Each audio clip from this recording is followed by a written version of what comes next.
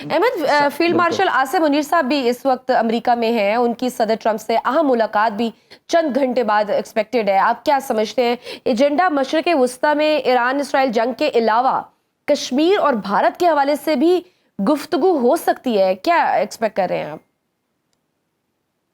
جی بالکل، یہ ایک ہسٹورک وزٹ ہے. یہ ایک ہسٹورک اللہ تعالیٰ نے پاکستان کو، جو اللہ کا فضل پاکستان پہ ہوا ہے کہ پوری دنیا اس وقت پاکستان کے ساتھ انگیج کرنا چاہ رہی ہے، ایک ہسٹورک مومنٹ ہے پاکستان کے لیے. اور پاکستان کے انٹرسٹ کو پروٹیکٹ کیا جا رہا ہے.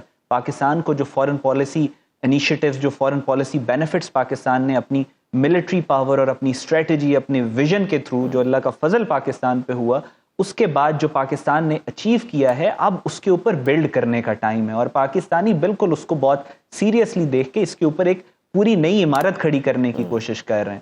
اور جس طریقے سے پاکستان نے پوری دنیا کے سامنے اپنا جس طریقے سے پاکستان نے پوری دنیا کے سامنے اپنا موقف پیش کیا، پاکستان نے اپنی پاور کو پروجیکٹ کیا جس خوبصورتی کے ساتھ ود ان انڈیا، اور پھر پوری دنیا نے پاکستان کو سیریس لیا. اب پاکستان ایکسیل کر رہا ہے. اور پاکستان اسی، یہ جو کیوس انڈیا کی وجہ سے پھیلا ہوا تھا، اسی کیوس میں سے Pakistan is emerging as one of the most important countries in the world, جس کے ساتھ امریکہ بھی انگیج کرنا چاہتا ہے. دنیا کی، میں دوبارہ یہ بات کہوں گا کہ پاکستان اس وقت ایسٹ اور west, for the western block and the eastern block, Pakistan ہر ایسٹ اور ویسٹ کے اندر ہر ملک کے لیے لازم و مظلوم ہو چکا ہے. ہر ملک پاکستان کے ساتھ اچھے تعلقات بنانا چاہ رہا ہے، ہر ملک پاکستان کے ساتھ کھڑا ہونا. اور مسئلہ کشمیر کا بھی کوئی آپ حل قریب، کہیں مستقبل قریب میں دیکھ رہے ہیں؟ جی دیکھیں، جو کلیئرٹی ہے پاکستان کی لیڈرشپ کی، بارہا دفعہ جب سے field marshal general Asif Munir نے ہمیشہ سے، جب سے یہ چیف آف آرمی سٹاف بنے اور اس کے بعد سے بھی، آپ نے کلیئرٹی ان کی خود آبزرو کی ہوگی کہ کشمیر کے اوپر نو کمپرومائز پالیسی ہے پاکستان کی. کشمیر کا بار بار انہوں نے کہا کہ ہماری شارگ ہے، کشمیر کے لیے ہم نے 3 جنگیں لڑی ہیں، ہم 10 جنگیں اور بھی لڑ سکتے ہیں، کشمیریوں کو ہم نہیں چھوڑیں گے، انڈیا کے حوالے نہیں کریں گے، اور ہم ہر کوشش کریں گے جو ہمارے اختیار میں ہے کہ کشمیر کا مسئلہ حل ہو. اور اب پریکٹیکلی کشمیر کا مسئلہ جو ہے، اپنے مسئلہ کشمیر اپنے سولوشن فیز کے اندر انٹر کر چکا ہے. پاکستان کا 1 پوائنٹ ایجنڈا ہے.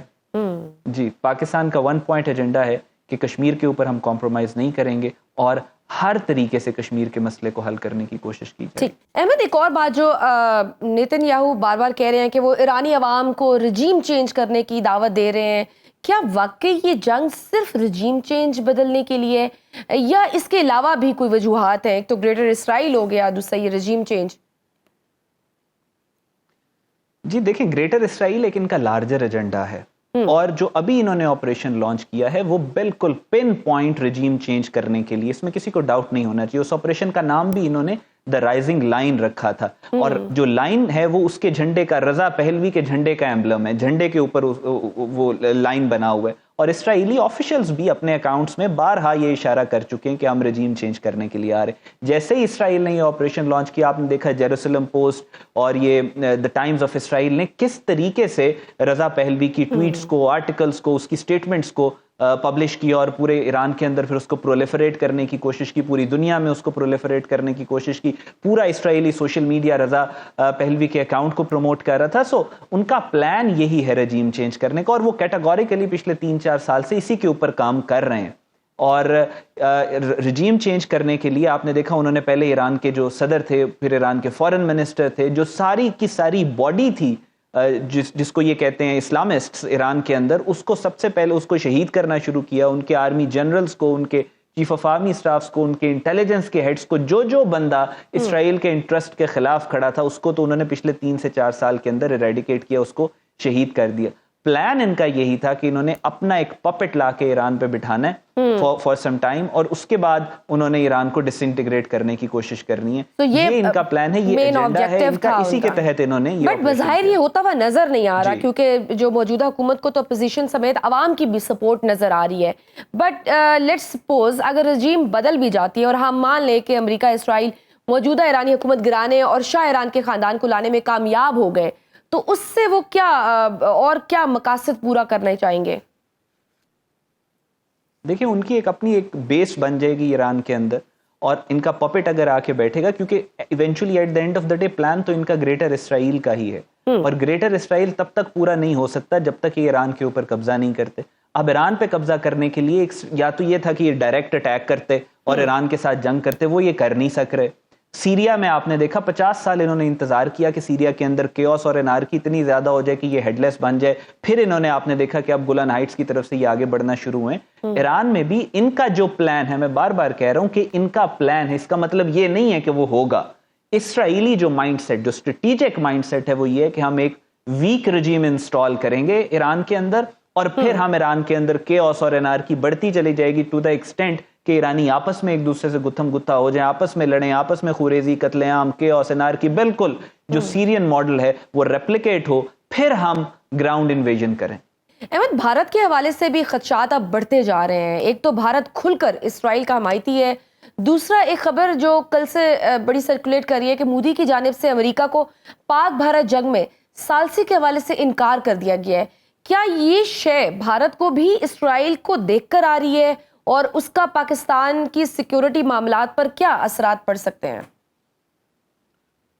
جی دیکھیں, وہ جو سٹیٹمنٹ ان کے فارن سیکرٹری کی طرف سے آئی ہے, وہ آپ نے دیکھا ہوگا کہ وہ بڑی جس کو کہتے ہیں کہ بہت زیادہ ہندی, سخت ہندی کے اندر انہوں نے وہ سٹیٹمنٹ دیا کہ کہیں پہ کوئی انگلش میں ٹرانسلیٹ کر کے امریکنز کو نہ سنا دے.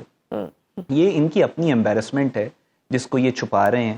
پاکستان کو جس طریقے سے امریکہ کے اندر پذیرائی مل رہی ہے, اور انڈیا کے اندر جس طریقے سے انڈیا کی فارن منسٹری کا مذاق اڑایا جا رہا ہے کہ تم نے 1.9 بلین ڈالرز انہوں نے 2023 اور 2024 میں اپنی فارن منسٹری اور لابنگ کے اوپر خرچ کیے, اور پاکستان کو پوری دنیا میں جو پذیرائی مل رہی ہے, تو ان کا انٹرنلی جو ٹرم آئل ہے, مودی کے خلاف جو بی جے پی کے اندر بغاوت ہو رہی ہے, ان کے کانگریس جس طریقے سے ان کی فارن منسٹری اور منسٹر آف ایکسٹرنل افیئر وہ جے شنکر منہ کھولتا ہے تو انڈیا کے لیے ذلت کے فلڈ گیٹس کھل جاتے ہیں. آپ نے دیکھا جس طریقے سے اس نے وہ یورپین یونین میں انڈیا کی تذلیل کروائی, آپ نے دیکھا جس طریقے سے اس نے وہ دو مشہور سٹیٹمنٹ کہ U S was in United status.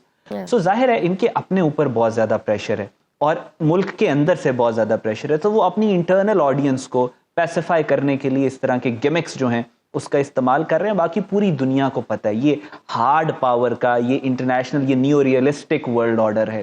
یہاں پہ اگر آپ پاکستان کو دہشت گرد کہو گے, اگر آپ پہلگام والا الزام پاکستان پہ لگاؤ گے, تو دنیا آپ سے کہے گی کہ سب سے پہلے تو ثبوت دو, اس کے بعد بات کریں گے. بالکل صحیح. یا پھر آپ کے پاس اتنی کیپیبلٹی اور پاور ہو کہ آپ پاکستان کو ڈومینیٹ کر سکو, تو وہ اور اپنے آپ کو منوا سکو, وہ بھی نتائج سامنے آ گئے ریسنٹ اس میں. احمد, فیلڈ مارشل عاصم منیر صاحب بھی اس وقت امریکہ میں ہیں, ان کی صدر ٹرمپ سے اہم ملاقات بھی چند گھنٹے بعد ایکسپیکٹڈ ہے. آپ کیا سمجھتے ہیں ایجنڈا مشرق وسطیٰ میں ایران اسرائیل جنگ کے علاوہ کشمیر اور بھارت کے حوالے سے بھی گفتگو ہو سکتی ہے؟ کیا ایکسپیکٹ کر رہے ہیں آپ؟